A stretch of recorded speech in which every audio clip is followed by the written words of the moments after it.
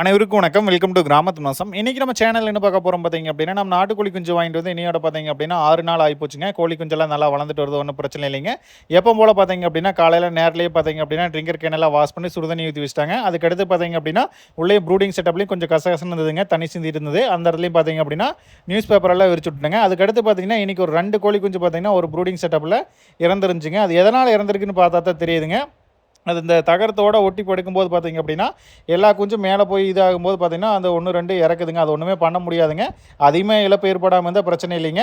அதுக்கடுத்து பார்த்திங்கன்னா வெயில் அதிகமாக இருக்குது அப்படின்னா ப்ரூடிங் செட்டப்பில் இருக்கிற லைட்டெல்லாம் பார்த்திங்கன்னா ஆஃப் பண்ணிடுங்க. ஏன்னா அதுவே பார்த்திங்க அப்படின்னா அந்த ரூம் டெம்பரேச்சர் கரெக்டாக மெயின்டைன் ஆகிட்டு இருக்கும். லைட் இருந்தது அப்படின்னா நம்மளுக்கு அதிகமான டெம்பரேச்சர் வந்துருங்க. அதுக்கடுத்து பார்த்திங்கன்னா நைட் நேரத்துலையும் பார்த்திங்கன்னா ஒரு நாளைக்கு ஒரு 5-6 டைமாவது ப்ரூடிங் செட்டப்பில் இருக்கிற கோழி குஞ்சம் வந்து பார்த்துங்க, அதாவது பிரச்சனை இருக்குதுன்ட்டு ஒரு நைட் நேரம் வந்து பார்த்துட்டு எப்போ போல் பார்த்திங்க அப்படின்னா ஃபார்முக்குள்ளேயே லைட்டு போட்டு அப்புறம் கிளம்பிட்டேங்க. உங்களுக்கு இந்த வீடியோ பயனுள்ளதாக இருந்தால் லைக் பண்ணுங்கள், கமெண்ட் பண்ணுங்கள், சப்ஸ்கிரைப் பண்ணுங்கள். அடுத்த ஒரு பயனுள்ள வீடியோவில் சந்திப்போம்.